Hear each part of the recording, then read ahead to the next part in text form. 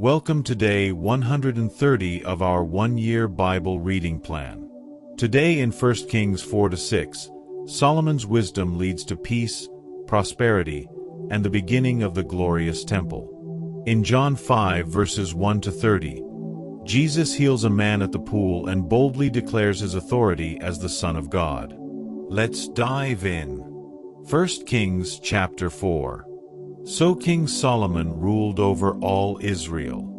And these were his chief officials: Azariah son of Zadok, the priest; Elihoreph and Ahijah, sons of Shisha, secretaries; Jehoshaphat son of Ahilud, recorder; Benaiah son of Jehoiada, commander-in-chief; Zadok and Abiathar, priests; Azariah son of Nathan, in charge of the district governors; Zabud son of Nathan, a priest and advisor to the king; Ahishar, palace administrator; Adoniram son of Abda, in charge of forced labor.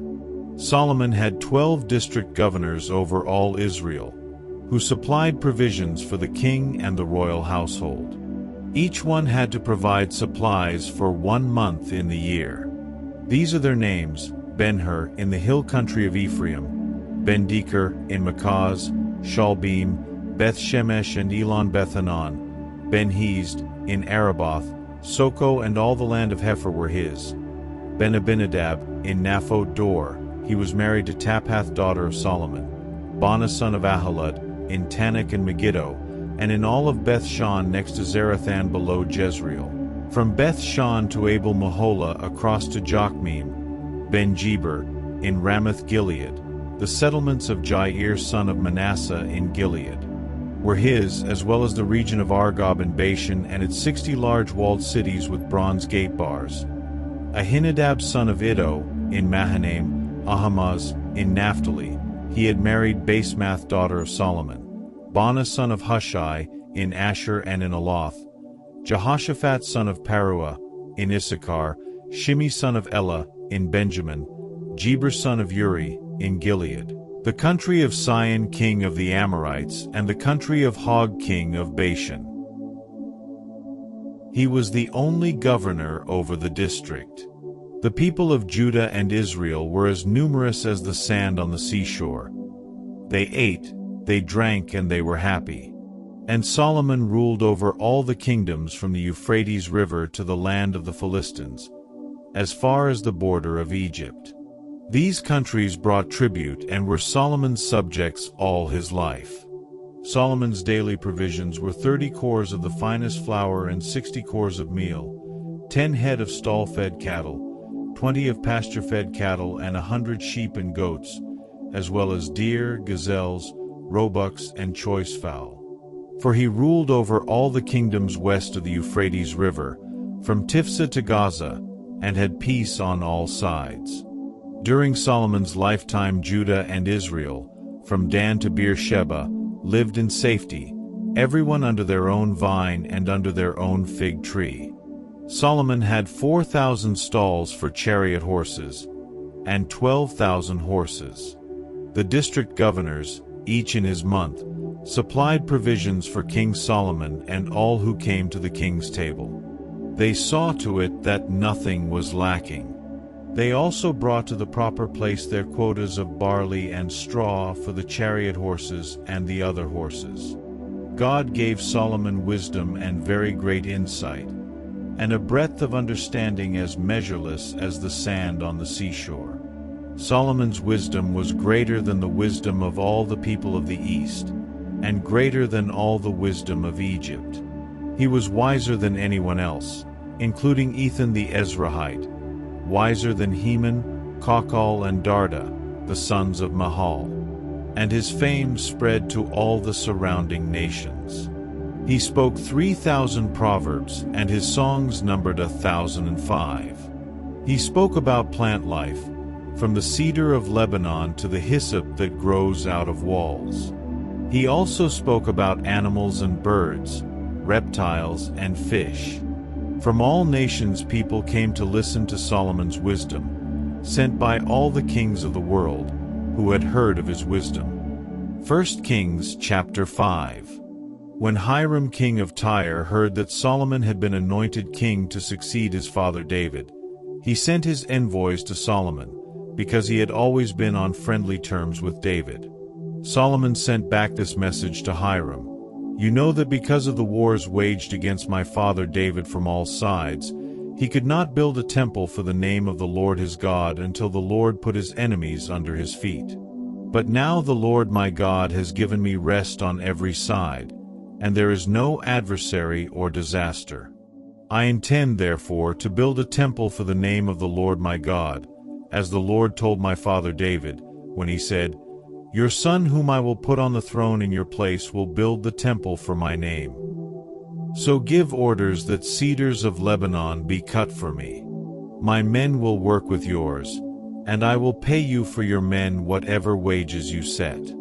You know that we have no one so skilled in felling timber as the Sidonians." When Hiram heard Solomon's message, he was greatly pleased and said, "Praise be to the Lord today, for he has given David a wise son to rule over this great nation." So Hiram sent word to Solomon, "I have received the message you sent me and will do all you want in providing the cedar and juniper logs. My men will haul them down from Lebanon to the Mediterranean Sea, and I will float them as rafts by sea to the place you specify. There I will separate them, and you can take them away. And you are to grant my wish by providing food for my royal household."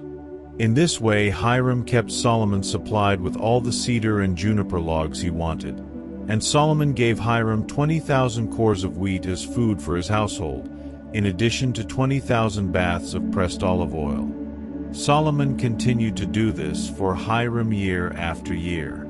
The Lord gave Solomon wisdom, just as he had promised him.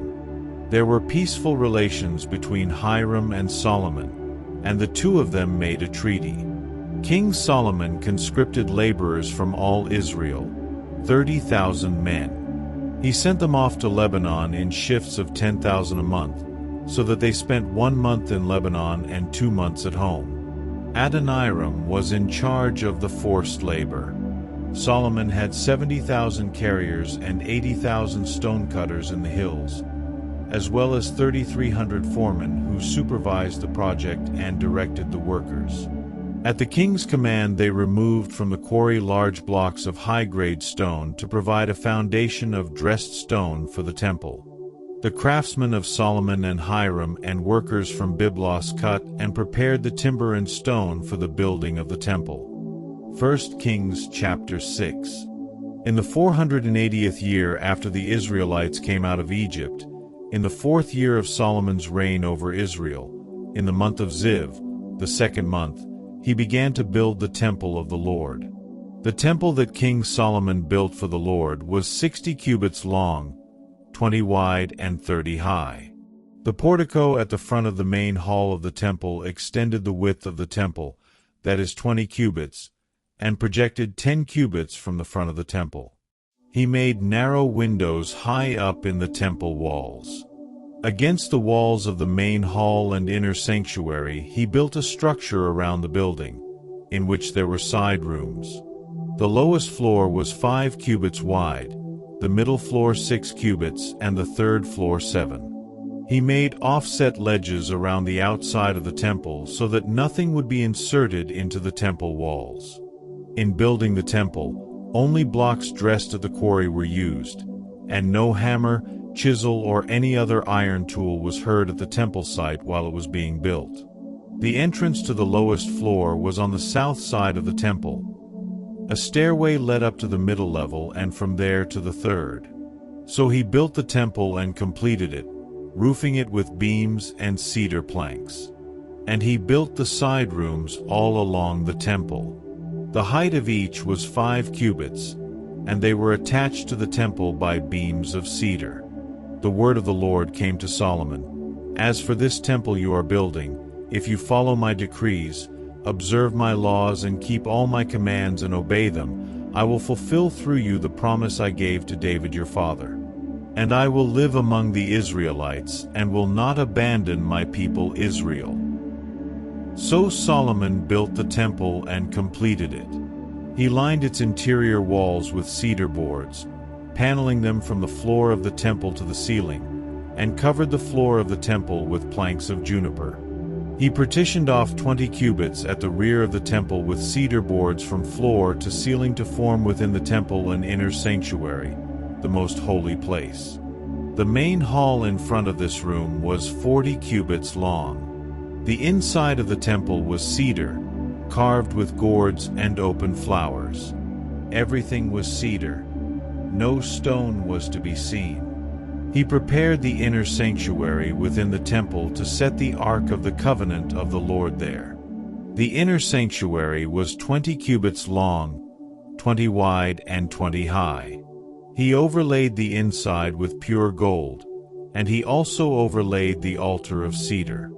Solomon covered the inside of the temple with pure gold, and he extended gold chains across the front of the inner sanctuary, which was overlaid with gold. So he overlaid the whole interior with gold. He also overlaid with gold the altar that belonged to the inner sanctuary. For the inner sanctuary he made a pair of cherubim out of olive wood, each 10 cubits high.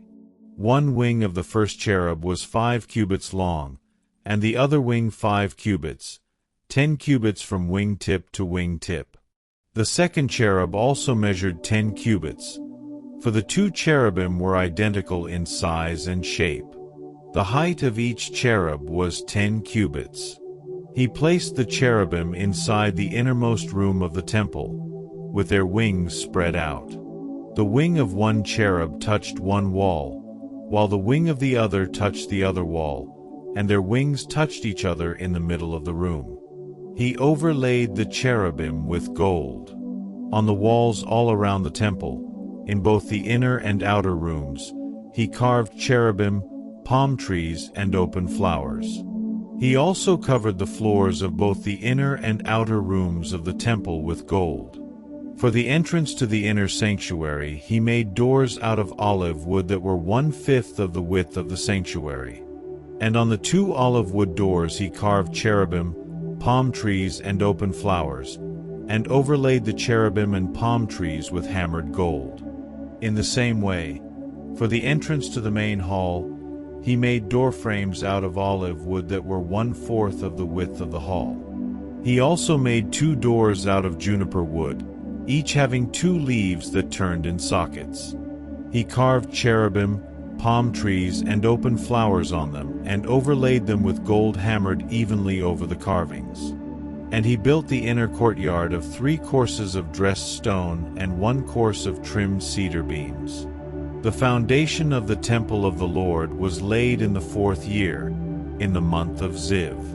In the 11th year in the month of Bul, the 8th month, the temple was finished in all its details according to its specifications. He had spent 7 years building it. John chapter 5, 1-30. Sometime later, Jesus went up to Jerusalem for one of the Jewish festivals. Now there is in Jerusalem near the Sheep Gate a pool, which in Aramaic is called Bethesda, and which is surrounded by 5 covered colonnades. Here a great number of disabled people used to lie: the blind, the lame, the paralyzed. One who was there had been an invalid for 38 years.